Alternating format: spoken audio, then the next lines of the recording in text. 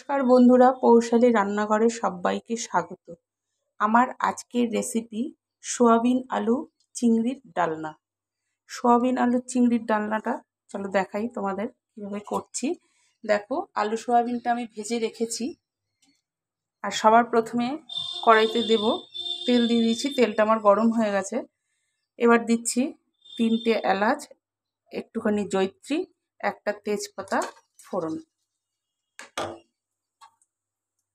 একটুখানি এটা নেড়ে নিচ্ছি।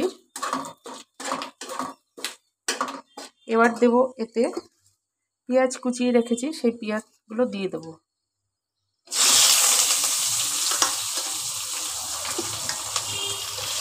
পেঁয়াজ কুচিটা দিয়ে দিলাম। পেঁয়াজ কুচিটা একটু ভাজা ভাজা করে নেব,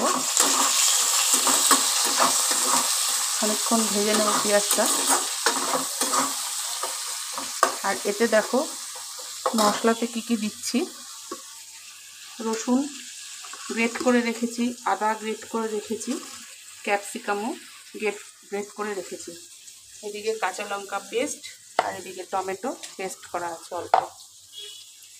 বন্ধুরা, যে কোনো তরকারিতেই তুমি যদি ক্যাপসিকাম একটু পেস্ট করে দাও বা গ্রেট করে দাও, যাই হোক যার যেরকম সুবিধে করে দাও, তাহলে তোমার দেখবে সেই তরকারিটা খেতে এত অসাধারণ লাগে, তার মানে বলবার নয়। গরম ভাতে একদম ফাটাফাটি খেতে লাগে। ওই জন্য আমি যে কোনো ঝোল জাতীয় কিছু করলে পরে আমি ক্যাপসিকাম পেস্ট করে দিই বা গ্রেট করে দিই। ক্যাপসিকামটা গন্ধটাও খুব ভালো বেরোয় আর খেতেও খুব টেস্ট হয়, অসাধারণ স্বাদ হয় খেতে। তোমরা করে খেয়ে দেখবে, ক্যাপসিকাম এরকম পেস্ট দিয়ে বা গ্রেট করে নিয়ে দেখবে, খেতে খুব ভালো লাগবে। এবার আমি এর সঙ্গে দিচ্ছি চিংড়ি মাছ। দেখো, আমি নুন হলুদ মাখিয়ে রেখেছি, ধুয়ে দিয়ে দিচ্ছি চিংড়ি মাছটা। দিয়ে দিলাম চিংড়ি মাছটা। এবার পেঁয়াজের সঙ্গে চিংড়ি মাছটাকে ভাজা ভাজা করে নেব খানিকক্ষণ।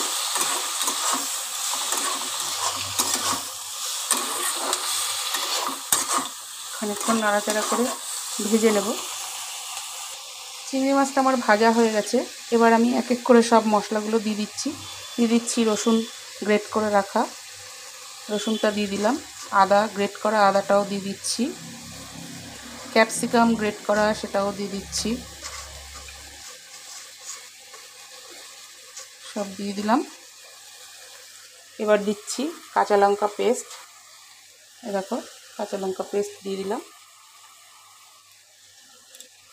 এবার দিচ্ছি টমেটো পেস্ট করা আছে, সেটাও দিয়ে দিচ্ছি। এবার দিচ্ছি নুন, হলুদ, কাশ্মীরি লঙ্কার গুঁড়ো, একটু সামান্য জিরে গুঁড়ো। এবার চিনি, পরিমাণ মতো চিনি।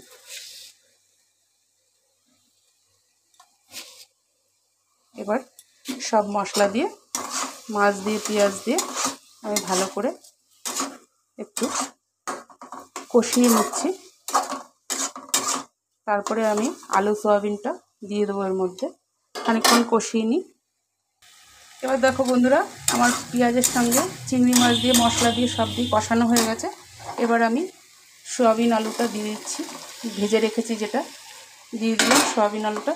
এবার এর সাথে ভালো করে একটু কষিয়ে নেব, মশলার সাথে চিংড়ি মাছের সাথে একসঙ্গে ভালো করে সোয়াবিন আলুটাকে কষিয়ে নেব। কষিয়ে নিয়ে তারপরে আমি জল দিয়ে দেবো। আগে ভালো করে কষিয়ে নিই, খানিকক্ষণ কষিয়ে নিয়ে তারপরে জল ঢেলে দেবো। এবার দেখো, আলু সোয়াবিন দিয়ে আমার কষানো হয়ে গেছে মশলার সাথে মাছের সাথে। এবার আমি জল দিয়ে দিচ্ছি। মশলার কাশিটা ধুয়ে আমি একটু জল দিলাম। এবার আরও জল দিয়ে দেবো। জল দিয়ে দিলাম, একটু পাতলা হবে ঝোলটা। দিয়ে দিলাম। এবার আমি কড়াইটাকে ঢেকে দেবো। আমার আজকের ভিডিওটা তোমাদের যদি ভালো লাগে একটা লাইক কমেন্ট শেয়ার করে পাশে থেকো। ফেসবুক পেজ থেকে দেখলে পেজটিকে ফলো করে দিও, ইউটিউব থেকে দেখলে চ্যানেলটিকে সাবস্ক্রাইব করে পাশে থাকা বেল আইকন প্রেস করে দিও। তাহলে প্রত্যেক দিনের নিত্য নতুন রান্নার ভিডিও তোমাদের কাছে সবার আগে পৌঁছে যাবে। আজকের মতো টাটা, বাই বাই। আজ এই পর্যন্ত। কাল আবার নতুন কোনো ভিডিও নিয়ে হাজির হব। নামানোর আগে আমি একটু গরম মশলা দিয়ে দেবো বন্ধুরা। আজকের মতো বাই।